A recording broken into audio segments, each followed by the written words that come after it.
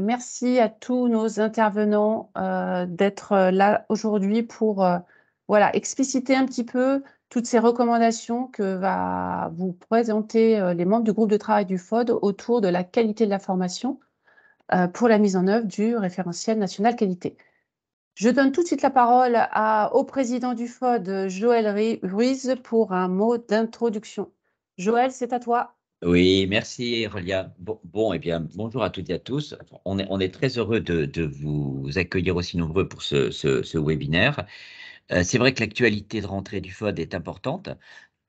Pour ceux qui n'ont pas trop suivi, on a mis à votre disposition, il y a un mois maintenant de cela, un peu moins, le cadre de référence concernant l'hybridation des filières de formation. Et maintenant, une nouvelle actualité du FOD, mais ça va continuer encore après. Il y a d'autres productions en cours. Une nouvelle actualité du FOD sur la qualité de la formation, le Calliope et la multimodalité. Alors, je voulais d'abord, avant de commencer mon propos, d'abord remercier Victoria Pérez-Labourdette du consortium YGRETA CFA qui a bien voulu présider le groupe, qui a réalisé le travail qui vous est présenté là. Comme toujours au FOD, ce sont les experts du FOD qui travaillent, qui produisent et qui mettent à disposition le fruit de tout cela. Bon, le groupe était significatif, mais je voulais vraiment faire un petit focus et remercier particulièrement Michel Beaujard de CFS+, qui est avec nous d'ailleurs. Sarah de la Morandière pour le Centre Info qui est aussi avec nous. Il y a aussi eu un gros travail pour l'Astral, Myriam Henry, je voulais signaler aussi. Et puis, terminer, Marc Berger qui sera aussi avec nous de l'ISQ. Mais en tout cas, voilà, c'est le fruit de ce travail collaboratif que nous allons vous présenter. C'est une demande qui nous a été exprimée par nos adhérents en disant, mais Calliope, finalement, les indicateurs, comment est-ce qu'on peut guider, aider à la fois les auditeurs, les responsables qualité des organismes de formation, lorsqu'ils font des formations hybridées en multimodalité et qu'ils sont amenés à devoir justifier d'un certain nombre d'indicateurs communs d'appréciation. Comment est-ce qu'on fait en la matière? Et donc, on a mis à votre disposition un guide. On vous en parlera juste après, quand le lecture de l'AFPA qui va animer tout cela prendra un petit peu le temps de vous l'expliquer. Bon, je salue Loïc d'ailleurs, qui est avec nous.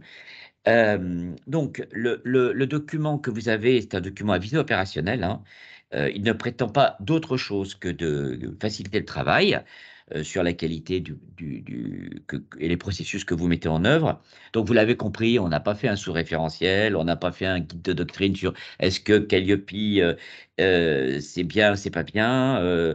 On a vraiment fait quelque chose qui est à utilisation pour vous, explication, guide de lecture, faciliter au maximum la multimodalité dans son déploiement autour des obligations Calliope.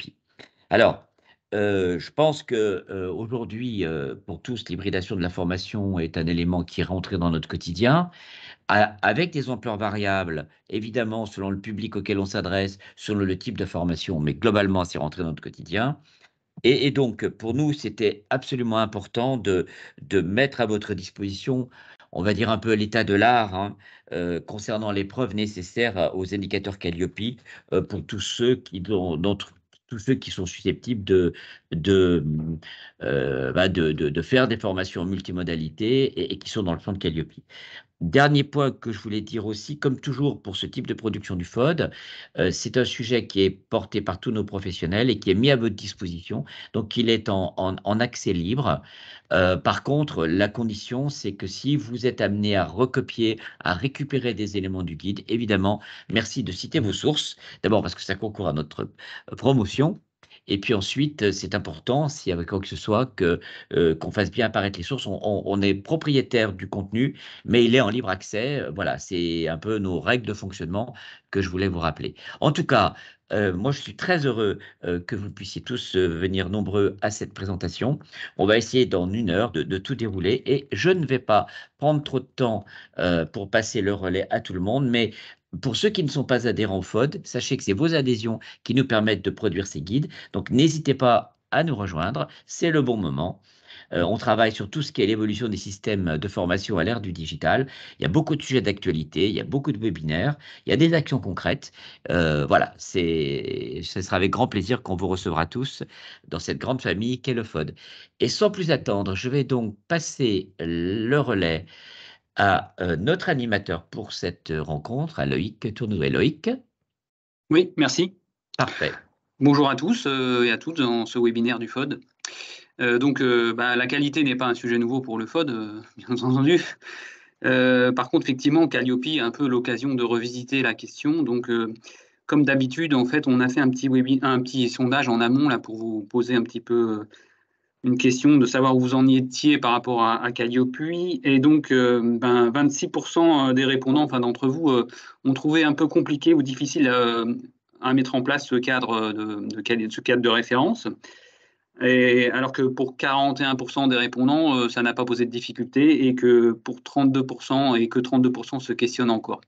Donc du coup, aujourd'hui, finalement, ce webinaire, il va peut-être éclairer, donner des pistes à ces 32% de personnes qui se posent encore des questions. Et donc, on va procéder effectivement en 3 temps. En fait, tout d'abord, Victoria va repréciser le groupe de travail qui avait été constitué et comment il s'est déroulé pour amener à cette production.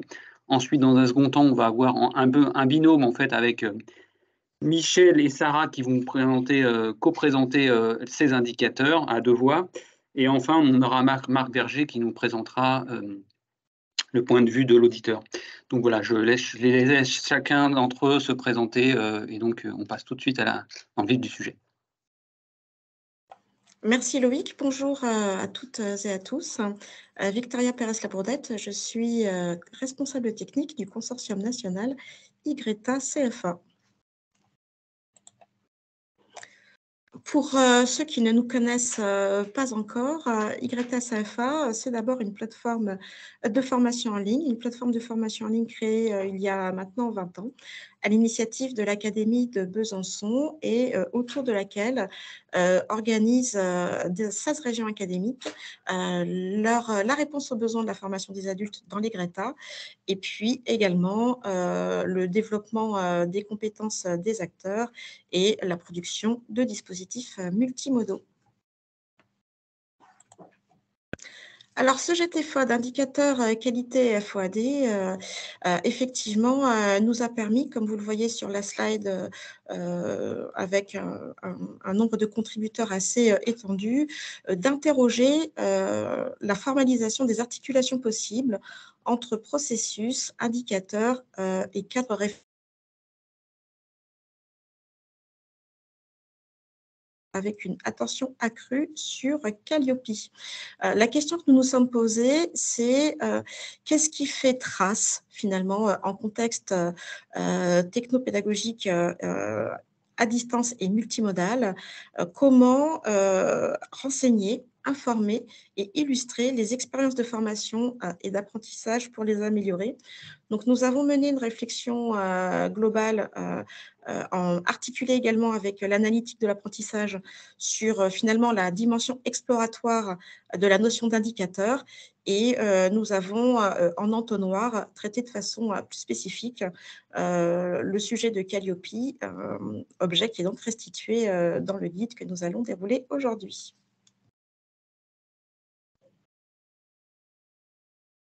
Merci Victoria. Bonjour. Pardon Loïc. Vas-y.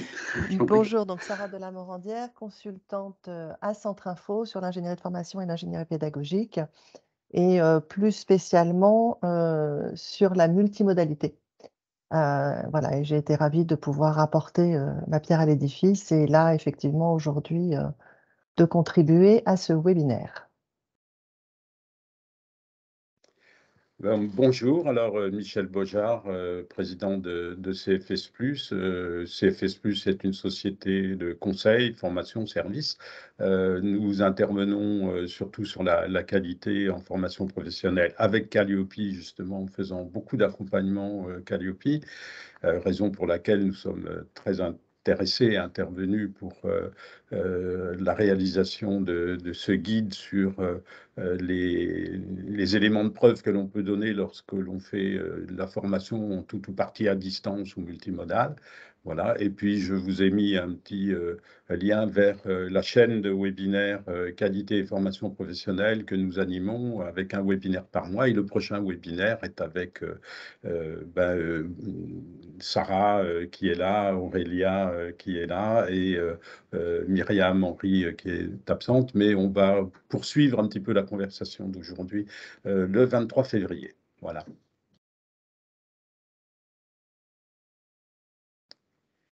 Alors, eh bien, on va passer tout de suite avec Sarah à deux voix sur la présentation des indicateurs, des éléments de preuve que le FOD, le groupe de travail du FOD vous propose. Alors, vous verrez, il y a certains indicateurs où on estime que en réalité, il n'y a pas de spécificité par rapport à la formation à distance ou à la formation multimodale.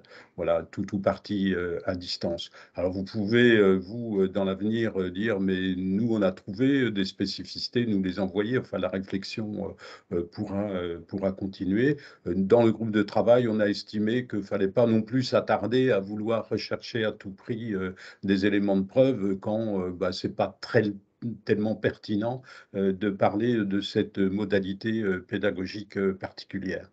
Alors, donc c'est pourquoi vous allez voir, on va, dans la présentation que nous vous faisons maintenant, passer les indicateurs qui ne sont pas concernés, eh bien, on n'en parle pas.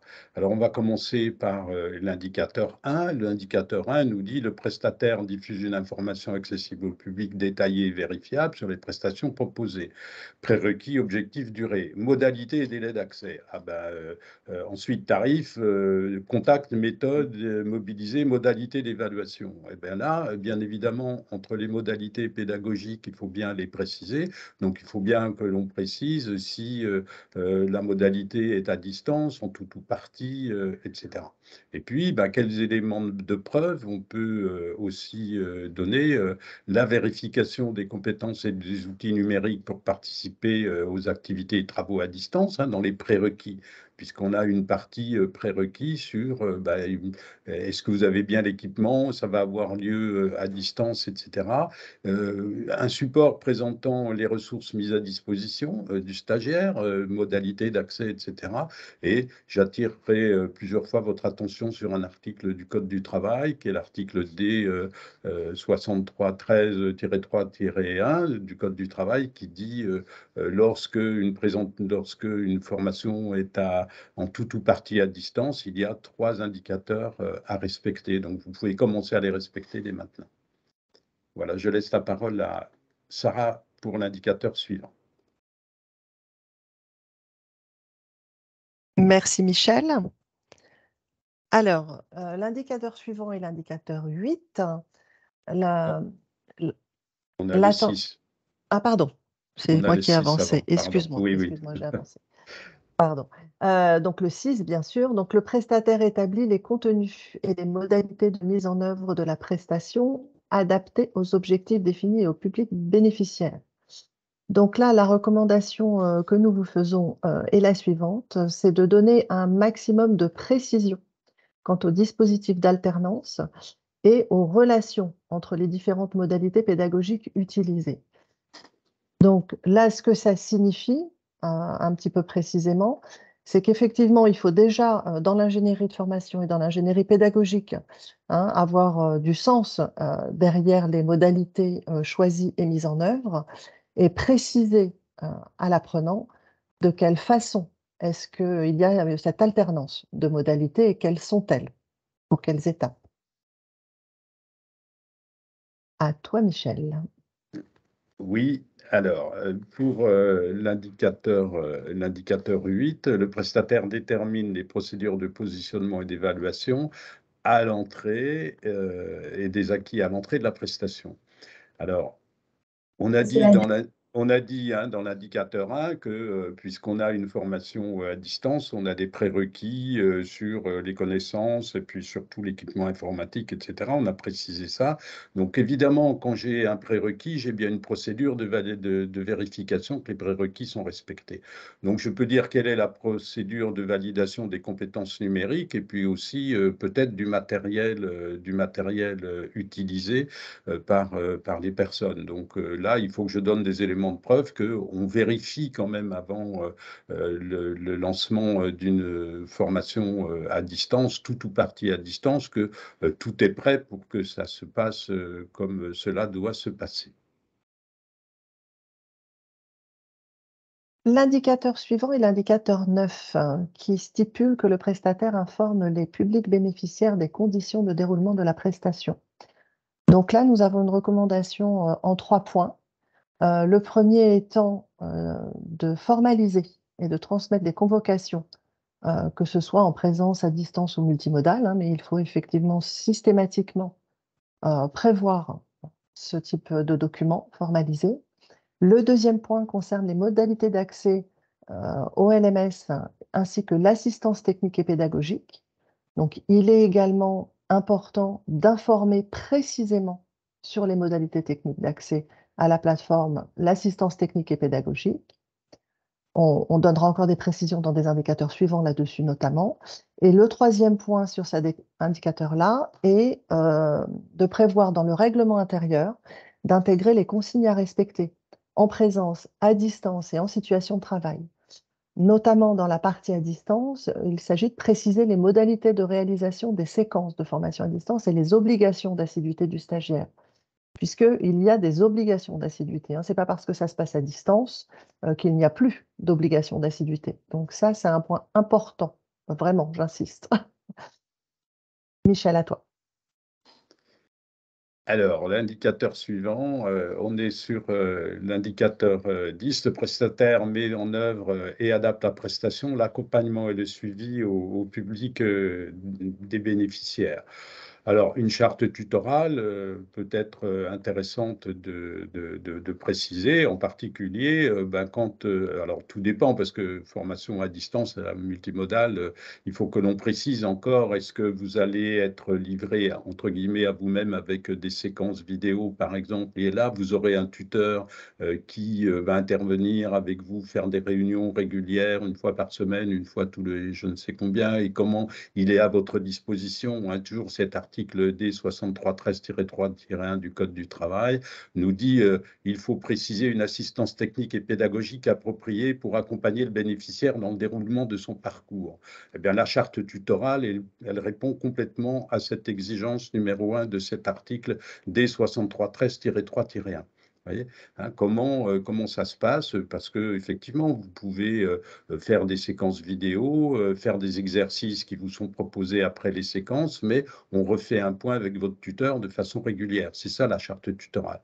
Ensuite, contractualisation de l'accompagnement décrivant la méthode, les modalités individuelles et collectives, l'échéancier de mise en œuvre sur le modèle d'un plan individuel de formation, traçabilité de l'accompagnement proposé et réalisé, forum, mail, planning, ressources, etc. Donc, tout ce qui conforte cet article du Code du travail et lequel article du Code du travail fait l'objet d'interrogations d'au moins un OPCO qui écrit en disant « Tiens, comment respectez-vous ces 3 obligations-là » sans citer le Code du travail. C'est pourquoi ce guide du FOD va être intéressant pour tout le monde. Voilà. Indicateur 11, Sarah. Merci Michel. Alors, l'indicateur 11 stipule que le prestataire évalue l'atteinte par les publics bénéficiaires des objectifs de la formation. Donc effectivement, on doit prévoir, comme on le fait pour du présentiel, également pour une formation multimodale, on doit prévoir donc la traçabilité des évaluations régulières, la mise en place de jalons tout au long du parcours de formation. C'est-à-dire qu'encore une fois, ce n'est pas parce que ça se passe par exemple à distance, ou en tout cas pour ce qui se passe à distance, ce n'est pas pour ça qu'il ne faut rien prévoir. Au contraire, il faut prévoir une formalisation et une traçabilité de ces étapes-là également, aussi bien en termes de planification qu'en termes de réalisation. de ces évaluations d'atteinte des objectifs. À toi, Michel. Alors, indicateur 12, le prestataire décrit et met en œuvre les mesures pour favoriser l'engagement des bénéficiaires et prévenir les ruptures de parcours.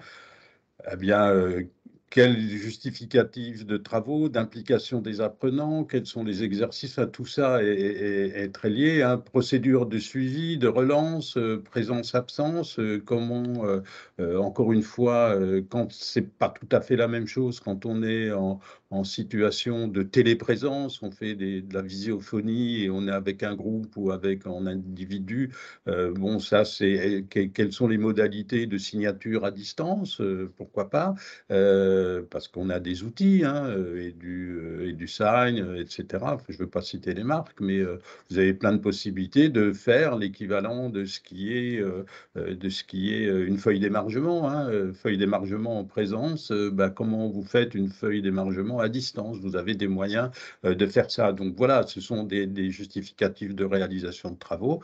Et je vous rappelle aussi que Calliope, c'est bien, mais derrière Calliope, c'est la certification qui inspire confiance aux financeurs qui peuvent vous financer, mais les financeurs, il y a un article du Code du travail qui a été aussi modifié le 1er janvier 2022 qui dit les financeurs procèdent à des contrôles de la qualité des prestations réalisées. Eh bien, dans la qualité des prestations réalisées, si ça se fait à distance, il faut aussi qu'on donne tous ces justificatifs-là. Bon, c'est pas seulement pour les contrôles, hein, qu'il faut qu'on fasse ça, c'est pour la gestion du management de la qualité de ce que nous faisons. Mais voilà, ça correspond aussi à ce qu'on fait quand on travaille en présence, mais avec des outils particuliers.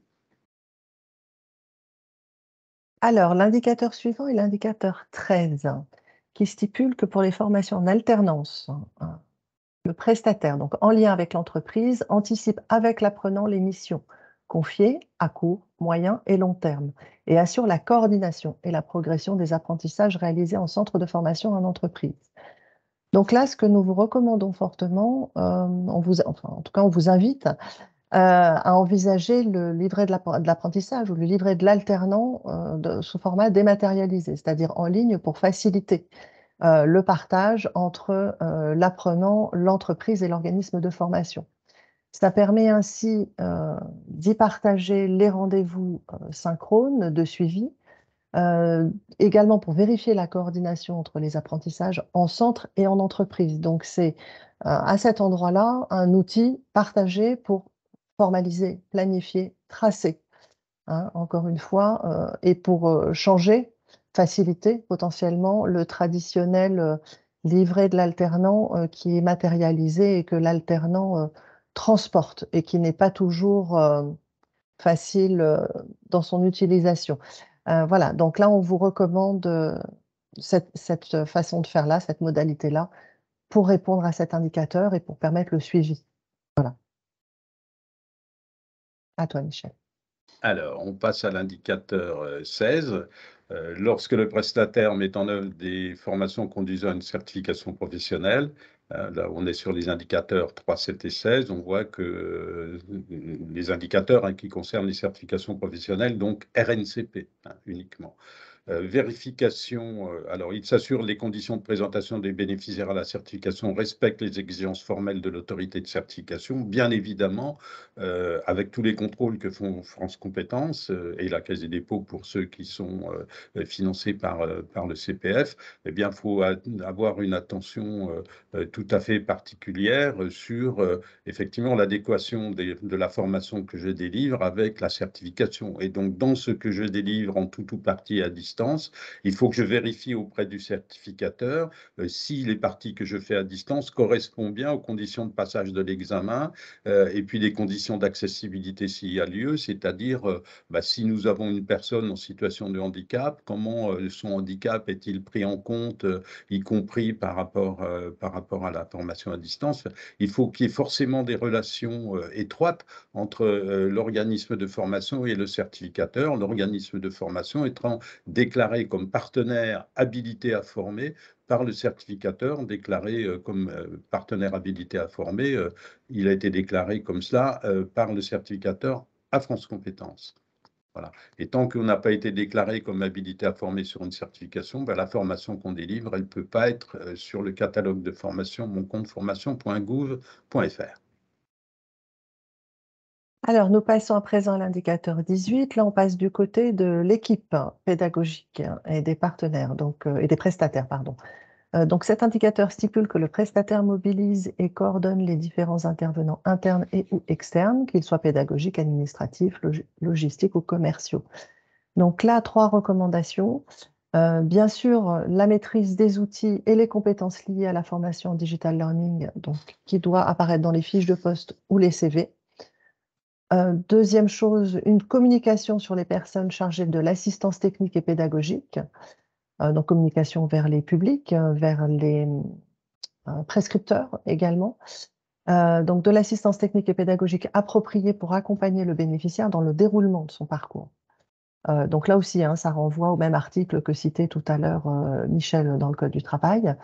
Et ce que l'on vous recommande, c'est de prévoir dans les équipes systématiquement un référent numérique.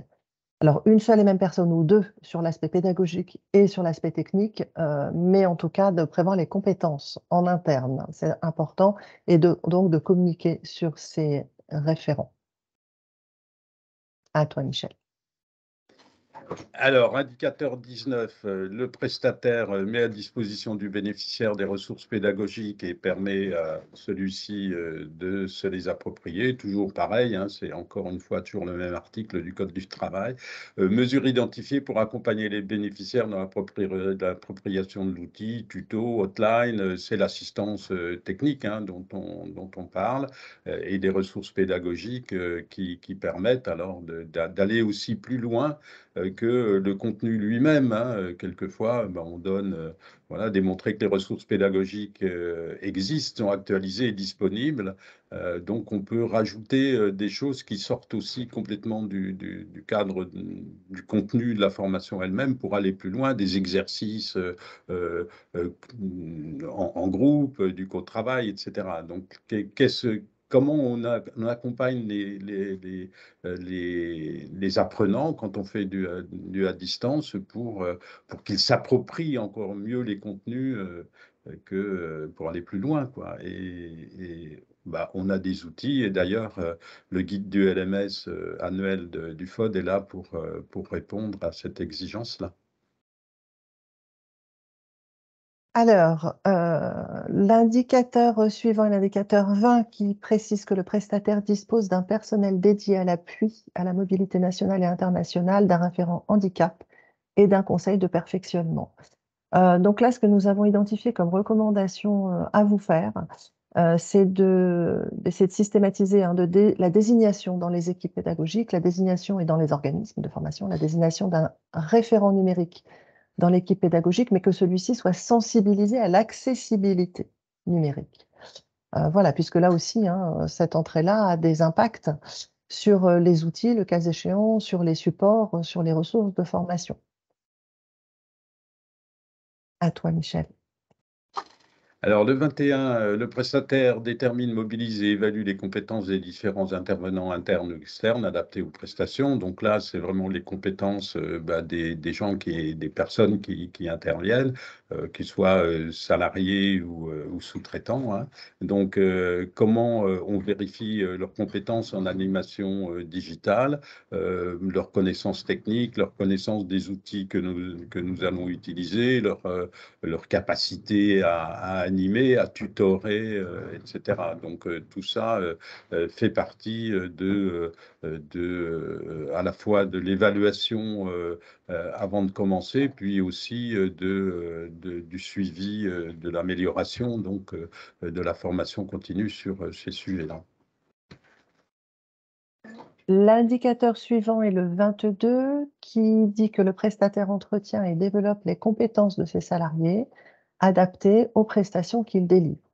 Donc là, bien évidemment, la recommandation que nous faisons, c'est d'intégrer dans le plan de développement des compétences numériques des salariés les actions appropriées afin de permettre ce développement des compétences au multimodal et à la formation à distance. 23, eh bien, l'indicateur 23 nous parle là de la veille légale et réglementaire. Bah, si, il y a une veille légale et réglementaire à faire, bah, quand on a un article comme le D6313-3-1 dont je n'arrête pas de vous parler, il faut bien qu'on soit en veille sur les évolutions légales et réglementaires pour ce qui concerne l'évolution des exigences particulières qu'il peut y avoir sur le plan réglementaire ou législatif sur la formation à distance. Bon, voilà. Alors, pour arriver à cela, on peut être adhérent à des organisations, à des abonnements de revues spécialisées, de tous les guides du FOD, être déjà abonné à ça pour être en système de veille, hein, sur un système de veille. Donc, le FOD est très utile pour ça.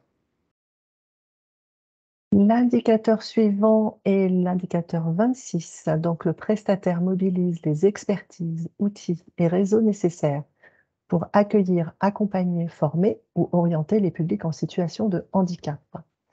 Donc là, ce qui va être important, ça va être la mobilisation dans son réseau de partenaires d'une ou de plusieurs personnes sensibilisées à l'accessibilité numérique.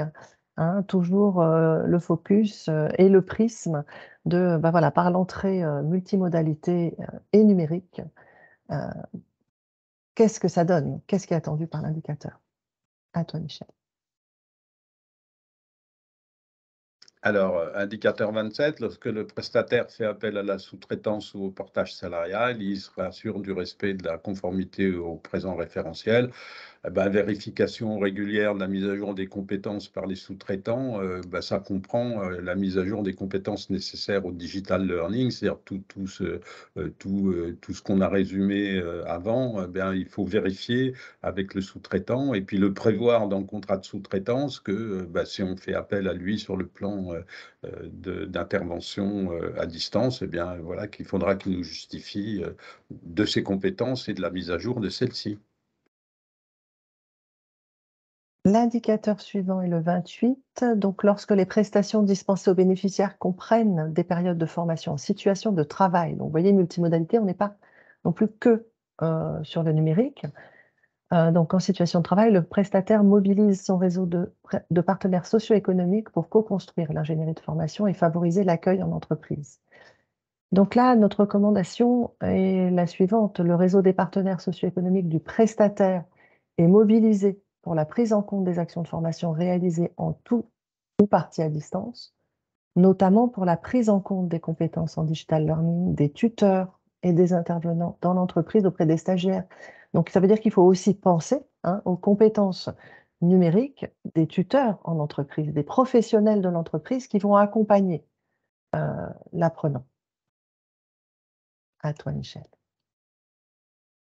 Alors, l'indicateur 31 nous dit le prestataire met en œuvre des modalités de traitement des difficultés rencontrées par les parties prenantes, des réclamations exprimées par ces dernières et des aléas survenus en cours de prestation. Alors, évidemment, là, on va traiter les insatisfactions, les aléas, etc. Puis, comme on est en principe avec un référent technique qui est obligatoire pour dire qu'on a un assistant, une assistance technique, quand on a des bugs informatiques, on a notre LMS qui tombe en panne, qu'on a ceci, qu'on a cela, comment traite-t-on ce genre d'aléas? Donc, bien évidemment, c'est en lien, cet indicateur 31 avec l'indicateur 32.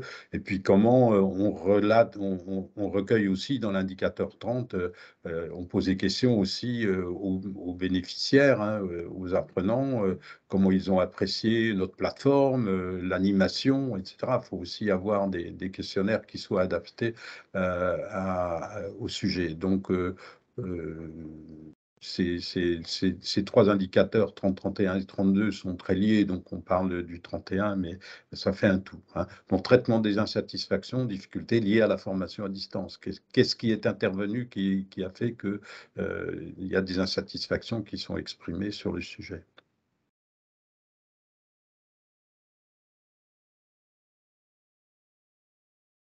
Voilà. Nous avons fini sur nos indicateurs. Donc, on passe la parole à Marc. Merci, bonjour à toutes et à tous. Donc, Michel va nous présenter l'arithmétique Calliope, qu'un 30 plus 31 font bien 32. Mais oui, c'est dans le même critère. Donc, Marc Verger, ISQ, bon, certificateur.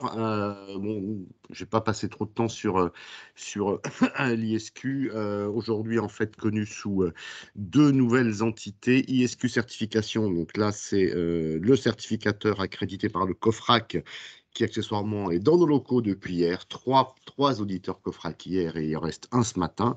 On a réussi pas en tuer deux, mais en tous les cas, il n'y en a plus qu'un aujourd'hui. On aura fini notre évaluation de surveillance du COFRAC et ISQ Expertise, une nouvelle entité qui pourra aussi travailler à l'accompagnement et à la formation, mais c'est en devenir, ce n'est pas tout à fait encore réel. Donc ça, c'est sur autre élément important, alors ça va me permettre aussi de donner quelques informations, une petite cartographie déjà, puisqu'on parle beaucoup de certifiés. À combien sont-ils? On a fait une cartographie au 20 janvier dernier. Nous avions au 20 janvier 113 000 NDA actifs, beaucoup moins qu'au mois d'octobre. Pourquoi? Campagne de caducité, des DRIETS, pour tous ceux qui auraient déclaré un BPF à zéro ou qui auraient oublié de le déclarer. Donc, il y a eu à peu près 9 000 prestataires dont le NDA a été frappé de caducité au mois d'octobre et ou novembre. Bon, après, on peut douter de la veille réglementaire si on oublie de faire son BPF, mais bon, pourquoi pas, en sachant qu'aujourd'hui, au 20 janvier, il y avait 42 590 certifiés en France. Alors, lorsqu'on parle de caducité de BPF, l'occasion de vous rappeler que le BPF 2022 approche, avant fin avril. Il va falloir y penser. Donc, il y a pas mal de ressources disponibles sur Internet pour vous aider à le remplir.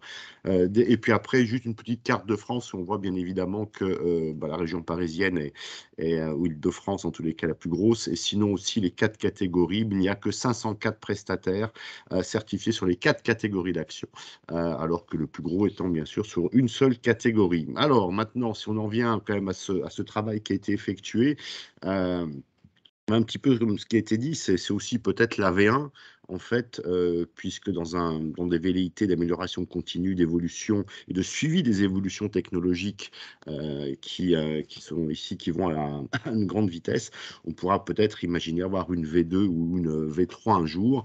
Là aussi, info, il va y avoir pas mal de changements côté Calliope avec des décrets qui auront une mise en application au plus tard le 3 juin, annoncé par le ministère aux certificateurs lundi matin.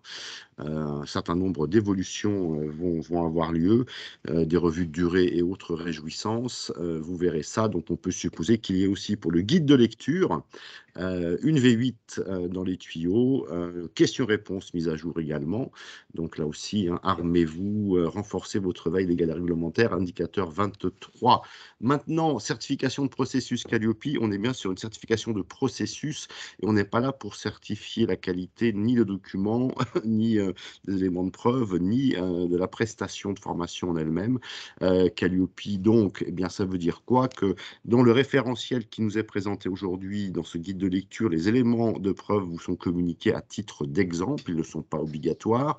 Le document proposé par le FOD a le mérite de le compléter, de l'illustrer par rapport à des modalités pédagogiques spécifiques, en sachant aussi que même si un certain nombre d'éléments de preuve ont été évoqués ici en lien avec des indicateurs, gardons à l'esprit que nous pouvons toujours valoriser des éléments de preuve sur différents indicateurs. Ce n'est pas parce qu'on a tiré une balle qu'on ne peut pas la réutiliser. On peut recharger autant de fois que nous le souhaitons. Et surtout, ce qui est important pour les prestataires, au-delà d'avoir un document, c'est simplement de pouvoir démontrer que celui-ci est utilisé, mais de façon systématique et que vous en gardez une traçabilité. Donc, ce n'est pas, en fait, on ne peut pas obtenir Calliope simplement parce qu'on a produit un bon document. Faut-il encore qu'il soit mis en œuvre systématiquement, qu'on puisse le retrouver et qu'il corresponde aux attendus, qu'il permette de correspondre aux attendus, bien sûr, du référentiel. Sur la slide suivante, alors, quel peut être l'intérêt? En fait, c'est vrai que ça peut être une aide et peut-être permettre aux auditeurs et aux audités de s'aligner, d'avoir une meilleure compréhension, d'avoir peut-être un vocabulaire commun aussi lors des audits. Donc, je trouve que le travail présente tout cet intérêt-là, bien sûr, et se dire, tiens, moi, je vais être audité, qu'est-ce que l'on va pouvoir éventuellement me demander par rapport à cette modalité à distance? Et là, je pense que vous avez une aide supplémentaire. Et puis c'est vrai que ce document, et Michel l'a rappelé, Calliope a servi un petit peu d'agrégateur de pas mal de textes de loi qui datent bien avant Calliope. Donc on n'a pas à dire que Calliope, ce n'est simplement que la formalisation de tout ce que nous avons fait lorsqu'on bosse dans la formation. On a tous informé nos prospects, on les a tous rencontrés, on a toujours fait une proposition. En tant que dirigeant d'organisme, on a toujours veillé à être en phase avec la loi. Donc Calliope n'a rien amené de plus. Peut-être une nécessité de formalisation, oui. Et typiquement, moi, ce que j'ai bien aimé, c'est est-ce que les bénéficiaires disposent des compétences numériques pour participer aux activités, par exemple. Ça, c'est une très bonne question. Est-ce qu'ils disposent des prérequis techniques? Alors, en gros, c'est est-ce qu'on s'assure quand même que la personne pourra se connecter? Et je peux vous dire, dans les groupes d'éducation, c'est un petit peu intéressant de voir la faible précaution qui est prise quant à la mise à disposition ou le fait qu'ils disposent de ces outils-là. C'est vrai que est-ce que le RIS, notre fameux règlement intérieur stagiaire, comprend ou appréhende en tous les cas cette notion de formation à distance, et est-ce que les bénéficiaires, et là on revient sur ce fameux article 63.13, mais oui, mais est-ce que les bénéficiaires sont informés des modalités d'assistance, d'accompagnement? Là aussi c'est très souvent oublié. Et puis aussi, moi ce que j'ai beaucoup aimé dans l'intervention et dans le guide, on sait qu'avec la pandémie, eh bien, tout le monde a démontré une vraie réactivité pour basculer du présentiel au distanciel. Maintenant, on peut aussi, en tous les cas en tant qu'auditeur, on va quand même s'intéresser aux compétences numériques et de formation à distance des intervenants. Hein, c'est pas simplement basculer comme PowerPoint à distance, ça va un petit peu au-delà. Donc c'est vrai que aller voir tout autant pour les formateurs salariés que pour les intervenants externes, démontrer que vous veillez à leur monter en compétences et qu'ils aient bien les compétences pour animer est un point ici, à mon sens, essentiel. Et sur le slide, la dernière ou avant-dernière slide, c'est vrai que j'ai repris un petit peu les 3 points. Hein. Vous devez respecter des règles, c'est vrai, elles sont là. Et en tous les cas, à minima, une assistance technique et pédagogique appropriée pour accompagner le bénéficiaire dans le déroulement de son parcours. Alors, accessoirement, eh bien, je peux informer, indicateur 1, besoin d'accompagnement. C'est vrai que dans l'indicateur 4, on vous dit que vous analysez les besoins. Il n'y a pas que les besoins en termes de formation, les besoins d'aménagement pour les PSH et éventuellement les besoins techniques pour suivre la formation. Est-ce que la formation est adaptée aussi? On va travailler là-dessus. Donc, ça, c'est l'indicateur 6, le 8 aussi, le 9. Et vous devez aussi communiquer une information du bénéficiaire sur les activités pédagogiques à effectuer à distance et leur durée moyenne. Ça, c'est des textes de loi. Ça fait référence à l'indicateur 1 et à l'indicateur 9 de mémoire qui vous impose une communication sur le déroulé et les conditions de déroulement de la prestation. Et aussi, ne pas oublier que vous devez avoir des évaluations qui jalonnent et ponctuent ou concluent l'action. Indicateur 1, vous en parlez, et l'indicateur 11 est spécifique. Après, au regard de ce qui a été produit, on aurait certainement peut-être pu trouver d'autres choses. On n'a pas valorisé plus particulièrement ici l'indicateur 2, lorsqu'on parle d'indicateur de performance, mais on pourrait avoir des indicateurs de performance spécifiques à la modalité à distance. Le taux de rupture, on sait que c'est quelquefois, ou d'abandon, on sait que c'est quelquefois plus important sur le distanciel que le présentiel.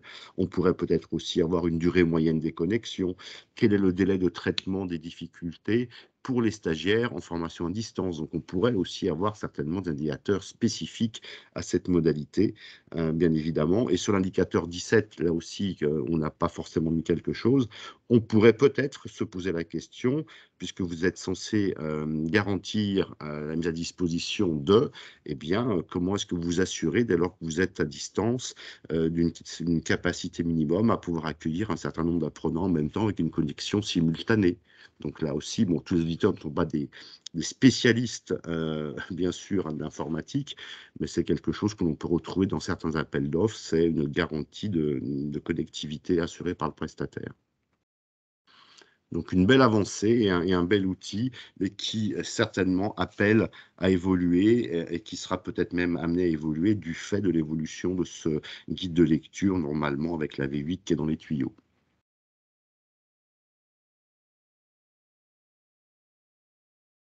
Et merci Marc. Merci Sarah et Michel. On va peut-être passer aux questions. Alors, déjà, donc la première des questions, c'était effectivement où est-ce que je peux télécharger le livrable? Je pense que là, tout le monde a répondu. vous retrouvez le QR code et le lien de téléchargement, n'hésitez pas.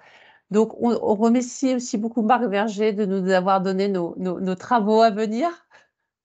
Une V2 du livrable en enrichissant un certain nombre d'indicateurs. Mais effectivement, hein, c'est un sujet qui est toujours amené à être retravaillé. Et puis, effectivement, il y aura certainement des nouveaux décrets en perspective. Sur les questions, alors c'est la première fois qu'il y a des questions avec en même temps d'autres personnes pour y répondre. Donc, je pense que vous êtes bien complétés. J'en ai quand même retenu quelques-unes au niveau des... Voilà, c'est une question assez traditionnelle. Quels sont les éléments qu'on peut produire par nature d'activité typiquement? Donc, Sarah Lamorandière vous a renvoyé dans le chat le guide du FOD des formations multimodales qui fait quand même un gros travail avec des tableaux, plusieurs tableaux, pour donner effectivement des pistes, des recommandations sur la nature des profs que vous pouvez rechercher et un petit peu valoriser. Ça, c'était sur l'épreuve. Il y avait quand même une question sur le PIF. Il y a une question, doit-il obligatoirement être signé? Il y a une réponse directement dans le chat. Effectivement, il doit être signé. Par contre, sur autre chose, je regarde en même temps sur la classe virtuelle. Alors effectivement, 1 heure et demie de classe virtuelle représente selon moi de la sensibilisation plutôt que de la formation comme nous l'entendons. Oui, quand on est dans des dispositifs de formation multimodaux avec une partie peut-être en synchrone à distance, ça ne peut être qu'une partie effectivement d'une ingénierie pédagogique multimodale. Ça a été répondu dans ce sens-là dans le chat. Voilà. Sur l'indicateur 28, alors, on a eu une intervention qui disait, voilà, est-ce que questionner un tuteur sur ses compétences en numérique, n'est-ce pas un peu de l'ingérence ou est-ce juste un critère à renseigner, mais qui ne nécessite pas d'action spécifique de l'organisme de formation? C'est peut-être une question à laquelle, voilà, je pense à Sarah ou Michel. Vous souhaiteriez peut-être apporter quelques précisions hein, sur l'indicateur donc 28.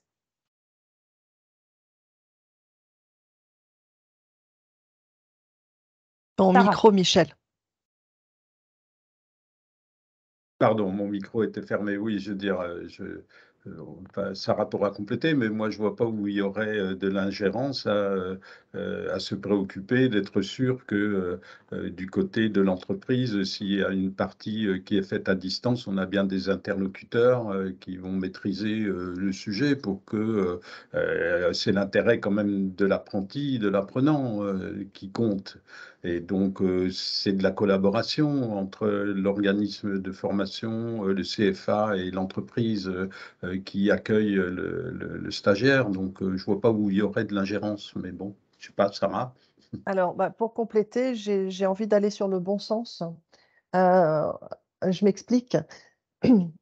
Si on parle d'une autre modalité que celle numérique, la distance, pardon, et si on parle de la modalité, on va dire, écrite, il ne viendrait pas à l'idée de nommer un tuteur dans l'entreprise qui n'ait pas les compétences permettant de lire et de renseigner le livret de l'alternant, par exemple. Eh bien, voilà, de la même façon, c'est aussi du bon sens. Du côté de l'entreprise, si une partie de l'activité et des échanges se déroule de façon multimodale et notamment à distance, eh bien, il va falloir que le tuteur désigné dans l'entreprise ait les compétences ad hoc. Voilà, pour compléter. Merci tous les deux. Peut-être aussi revenir sur un point qui est important, hein, sur la responsabilité de l'organisme de formation quand il travaille en sous-traitance. Hein. Donc là-dessus, il y a eu des réponses assez claires hein, d'Hubert Grandjean et de Marie Gox. Dans le cadre d'un contrat de sous-traitance, la responsabilité relève du donneur d'ordre. Donc là-dessus, effectivement, il faut être vigilant quand on est organisme de formation et qu'effectivement, on travaille avec des prestataires externes sur bien être carré sur la qualité de ces prestations et parce qu'on en est soi-même responsable. Est-ce que vous voulez ajouter un petit mot là-dessus? Parce que c'est une question qui revient quand même assez souvent. En fait, on peut compléter le 27 avec le 21, hein, puisque vous êtes censé aussi apprécier les compétences de vos intervenants. Donc, en fait, l'un ne va pas sans l'autre. On peut avoir des compétences sur le fond, hein, donc ce sur quoi je vais devoir enseigner et vous former. Après, est-ce que j'ai les compétences pédagogiques pour transmettre? Et surtout, lorsqu'on est sur l'utilisation d'outils digitaux, est-ce que l'intervenant maîtrise bien les outils digitaux pour assurer une prestation de qualité? Michel, Sarah? Oui, Alors, non, vas-y, Michel. non, Marc a très bien résumé, puisque j'apprécie dans la remarque de Marc, c'est aussi de mettre en rapport les indicateurs les uns avec les autres, hein. C'est-à-dire que les indicateurs, ils communiquent entre eux. Vous voyez, l'indicateur 5 nous dit le prestataire définit des objectifs opérationnels et évaluables, et puis l'indicateur 11 nous dit le prestataire évalue les objectifs qui ont été définis à l'indicateur 5, entre autres. Voilà. Donc, il faut prendre cette habitude de faire parler les indicateurs entre eux. Et je crois que le travail que nous avons fait avec le groupe de travail du FOD devrait nous permettre aussi de faire ça. Oui, je vois aussi une question un peu différente hein, de Virginie qui nous dit, qui se pose la question comment justifier d'une sensibilisation au handicap en tant que référent numérique? Est-ce que le suivi d'un MOOC ou d'un webinaire est-il suffisant?